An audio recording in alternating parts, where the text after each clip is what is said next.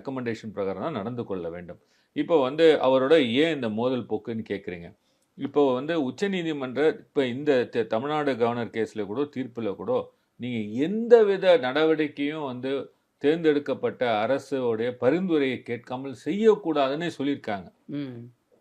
எந்த காலகட்டத்தில் நீங்கள் வந்து நீங்கள் இண்டிபெண்ட்டாக செயல்படலான்னு சொல்லி அதையும் குறிப்பிட்டிருக்காங்க. இப்போ இந்த மாதிரி இருக்கும் பொழுது இது நாள் வரைக்கும் அவர் என்ன பண்ணியிருக்காருன்னா, அவர் வந்து தேர்ந்தெடுக்கப்பட்ட அரசின் பரிந்துரையை ஏற்பதே இல்லை. அவர் வந்து என்னவோ அவரை இண்டிபெண்ட் நீட் எடுத்துக்குங்க. நீட் வந்து அது கன்கரண்ட் லிஸ்ட்டு. ஒரு பில்லு எடுத்து பாஸ் பண்ணி சட்டமன்றம் அவர்கிட்ட அனுப்புனா அவர் என்ன பண்ணணும்னா ஜஸ்ட் போஸ்ட்மேன் உத்தியோகம் தான் அவர் ஃபார்வர்ட் பண்ணணும் டு த பிரசிடென்ட். ஏன்னா அது லிஸ்ட் 3 சப்ஜெக்ட். இவர் என்ன பண்ணாருன்னா அதை கிடப்பில் போட்டு அப்புறம் வந்து கோர்ட்ல ஆர்கியூ பண்ணுவாங்க பாருங்க, அந்த மாதிரி இவர் வந்து கொஸ்டின்ஸ் எல்லாம் எழுதி திருப்பி அனுப்புறாரு.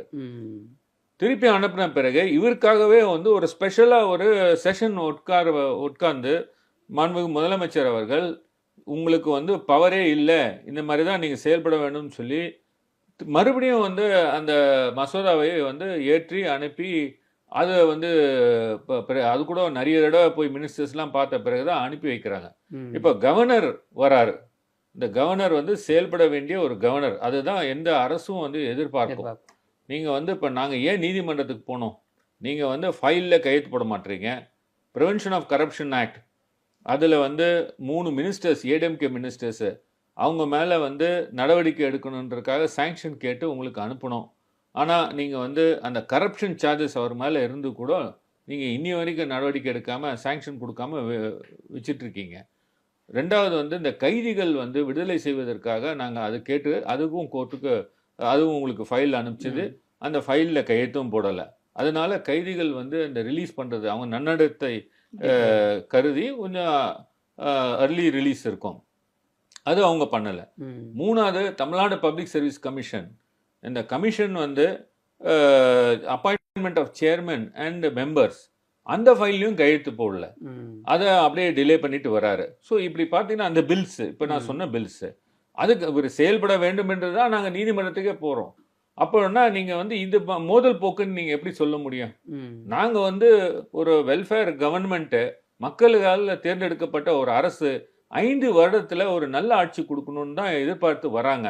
நீங்கள் ஒவ்வொரு தடையும் ஒவ்வொரு ஃபைல்லையும் நீங்கள் கொரி போட்டுட்டு நீங்கள் இண்டிபெண்ட்டாக வந்து நான் அதை கேட்பேன் இதை கேட்பேன் டிலே பண்ணேன்னா அப்போ வந்து எப்படி வந்து குட் கவர்னன்ஸ் கொடுக்க முடியும்? அவர் எதுக்கு வராரு? இப்போ கவர்னர் வந்து எதுக்கு அனுப்பி வைக்கிறாங்க? இந்த ஒரு பாலமாக இருப்பார், ஒரு ஃப்ரெண்டு ஃபிலாசபர் எல்லாம் இருப்பாருன்னு தானே நினைத்து அனுப்புகிறாங்க.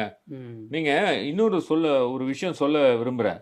இந்த கவர்னர் வந்து அவர் எவ்வளோ வந்து அவருடைய ஆஃபீஸ் வந்து எக்ஸ்பெண்டிச்சர் ஆகுதுன்னு பார்த்தீங்கன்னா அவருக்கு சம்பளம் 3,50,000 மாத சம்பளம். அதை தவிர அவருக்கு வந்து அலவன்சஸ் பார்த்தீங்கன்னா 6,50,00,000. இது தவிர அவருக்கு பார்த்தீங்கன்னா வீடு வந்து கிண்டியில் கொடுத்துருக்காங்க. அந்த வீடு 156 ஏக்கர், அதுக்கு மெயின்டெனன்ஸு. அது தவிர ஊட்டியில் வந்து 86 ஏக்கர் உள்ள ஒரு ரெசிடென்ஸ் கொடுத்துருக்காங்க, அதுக்குள்ள மெயின்டெனன்ஸு. இது தவிர டிஸ்கிரிஷ்னரி ஃபண்ட்ஸுன்னு சொல்லி இப்போ ஒரு 3 கோடி அவருக்கு கையில் கொடுத்துருக்காங்க. இது எல்லாமே பார்த்தீங்கன்னா ஒரு நாளைக்கே கவர்னருக்கு செலவிடுற தொகை எவ்வளோன்னு பார்த்தீங்கன்னா 2,26,575 ரூபா அவருக்கு செலவு பண்ணுறாங்க. எவ்வளோ? 2,26,575 ரூபாய் செலவு பண்ணுறாங்க. கவர்மெண்ட்டு செலவு பண்ணுது. இது எங்கே இந்த பணத்தை கொடுக்குறாங்க? மக்களுடைய வரி பணத்தில் கொடுக்குறாங்க. ஆகவே அவர் அக்கௌண்டபிலிட்டி வந்து கேட்குறதுல என்ன தப்பு இருக்கிறது? ஒரு கவர்னர் வந்து 5 வருடம் அவருக்கு வந்து அப்பாயின்மெண்ட் போட்டு இங்கே வரும்பொழுது ஒரு பப்ளிக் எக்ஸ்செக்கர்லேருந்து அவர் பணத்தை ட்ரா பண்ணும்பொழுது நிச்சயமாக அக்கௌண்டபிலிட்டி இருக்குது அவருக்கு. என்னை யாரையும் கேட்க முடியாது, வானவிலே அதிகாரம் இருக்குது அப்படின்னு சொல்லிட்டு இனிமேல் தெரிய முடியாது. நீங்கள் வந்தீங்கன்னா வேலை செய்யணும். இங்கே வந்துட்டு எல்லா இதுகளையும் அனுபவிச்சுட்டு போகிறது என்ன? தமிழ்நாட்டு மக்கள் என்ன ஏமாந்தவர்களா? அந்த மக்களுடைய வெல்ஃபேர் மெஷர்ஸ்க்காக தானே இந்த மசோதாக்கள்லாம் ஏற்றி அனுப்பப்படுகிறது. ஒரு குட் கவர்னன்ஸ்ன்னு எப்படி சொல்வீங்க? அந்த 5 வருடத்தில் அந்த அரசு வந்து மக்களுக்கு என்ன செய்ய முடியுமோ நல்லது செய்ய முடியுமோ செய்கிறது தானே. அதை நீங்கள் மசோதாக்களை வந்து 3 வருடம் இழுத்தடிச்சிட்டீங்க. 3 வருடம் அந்த மக்களுக்கு சென்றடையாமல் இருக்கிறது. அது காரணம் யாரு? நீங்க தானே. அப்ப என்ன உங்க மேல என்ன நடவடிக்கை எடுக்கக்கூடாது? உங்க மேல ஏன் காம்பன்சேஷன் கேட்கக்கூடாது? உங்க மேல ஏன் டேமேஜஸ் கிளைம் பண்ண முடியாது? ஏன்னா நீங்க ஆர்டிகல் 361ன்னு ஒரு இம்யூனிட்டியை வச்சுக்கிறீங்க. நீங்க வேலையும் செய்ய மாட்டீங்க. வேலை செய்ய சொல்லி உச்சநீதிமன்றம் சொன்னாலும் அது தப்புன்னு சொல்லுவீங்க. அதுக்கு மேலதிகாரியான பிரசிடென்ட் ஆஃப் இந்தியாவே அது அக்கௌண்டபிலிட்டி வந்து கேட்டிருக்கணும். இவ்வளோ வந்து உங்க மேல இவ்வளோ கம்ப்ளைண்ட்ஸ் வந்திருக்கு, இவ்வளோ ரிப்போர்ட்ஸ் வந்திருக்கு, கோர்ட்டே வந்து இவ்வளோ சொல்லியிருக்கு, ஏன் உங்க மேல நடவடிக்கை எடுக்கக்கூடாதுன்னு சொல்லி கேட்டிருக்காங்களா? அப்போ அக்கௌண்டபிலிட்டி இல்லைன்னு தானே அர்த்தம்.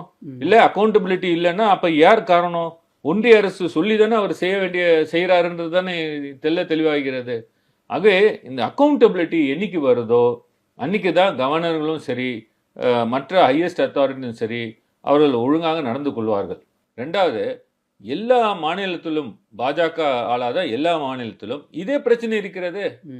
நீங்க வெஸ்ட் பெங்கால் எடுத்துக்கங்க, அதே போல கர்நாடகா எடுத்துங்க, கேரளா எடுத்துங்க, பஞ்சாப் எடுத்துங்க, தெலுங்கானா எடுத்துங்க, எல்லாரும் இதே கம்ப்ளைண்ட் எடுத்துட்டு சுப்ரீம் கோர்ட் போறாங்க. அப்போ இதே டிசீஸ் தானே வருது. ஸோ அப்போ உச்சநீதிமன்றம் கரெக்டாக தீர்ப்பு கொடுக்கணும்ல. ஒவ்வொரு இடையும் வந்து கதவை தட்டி என்னங்க இந்த பிரச்சனைங்க, கவர்னர் கையெழுத்து போட மாட்டாரு, டிலே பண்றாருன்னு எல்லா மாநிலமும் வரிசையா நின்று சொல்லும்போது உச்சநீதிமன்றம் என்ன செய்யும்? ஆகவே வந்து இது வந்து தீர்ப்பு வந்து ஒரு ஒரு ஐ ஓப்பனர். ஓகே, இப்போ இது ரெஃபரன்ஸாக எடுத்துட்டு மற்ற கேசஸ்க்கும் பண்ண முடியுமா சார்? இல்லை, நிச்சயமாக இந்த வழக்கு சம்மந்தப்பட்ட அந்த ஏதாவது ஒரு வழக்கு வந்துடுச்சுன்னா, இதே மாதிரி ஒரு ஃபேக்ட்ஸ் அண்ட் சர்க்கம்ஸ்டான்ஸ் கேஸ் இருக்கும்போது நிச்சயமாக அந்த தீர்ப்பு அப்ளை ஆகும். அதற்கு மேலே வந்து பார்த்தீங்கன்னா கவர்னர் வந்து இந்த தேதிக்குள்ளே முடிக்கணும் மசோதாவை அப்படின்னு சொல்லி அந்த டைம் லிமிட்ஸ்லாம் கொடுத்துருக்காங்க. அது வந்து எல்லாருமே கட்டுப்படுத்தும். ஓகே, இப்போ ஒரு ரெஃபரன்ஸ் மூலமாக சுப்ரீம் கோர்ட்டுக்கு வந்திருக்காங்க. மேபி இதில் வேற லீகல் வாய்ப்புகள் எதையும் மத்திய அரசு பயன்படுத்த வாய்ப்பு இருக்கா, இல்லை வெயிட் பண்ணுவாங்களா? இப்போ எங்களை பொறுத்த மாட்டலைங்க, 10 சட்டம். இப்போ ஒரு கேள்வி என்ன கேட்டிருக்காங்கன்னா, கவர்னர் வந்து அந்த சட்டத்திற்கு ஒப்புதல் கொடுக்கவில்லை என்றால் அந்த சட்டம் செல்லுபடி ஆகுமான்னு கேட்டிருக்காங்க. இவ்வளோ தூரம் இவர் பண்ண இதுக்கெல்லாம் என்ன சொல்கிறாங்க, எக்ஸ்பிளனேஷன் சொல்கிறாங்க. இப்போ குடியரசுத் தலைவர் கவர்னர் செய்தெல்லாம் சரின்னு சொல்கிறாங்களா? நாங்கள் வந்து கவர்னர் சட்டசபையில் ஒரு தேர்ந்தெடுத்த அரசுடைய அந்த அவங்க எழுதி கொடுத்ததை படிக்க மாட்டேன்னு சொல்கிறார். இந்த மண்ணில் வந்து தந்தை பெரியார்னா யார் எல்லாருக்கும் தெரியும், பேரறிஞர் அண்ணான்னா யார் தெரியும்.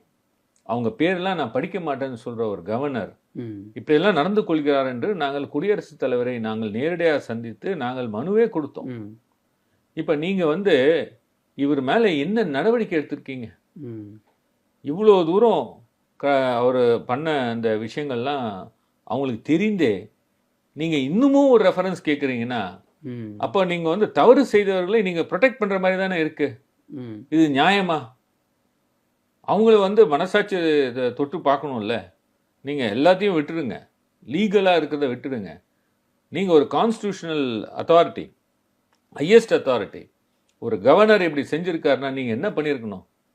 என்ன ஆக்ஷன் இது வரைக்கும் எடுத்திருக்கீங்க அவர் மேலே?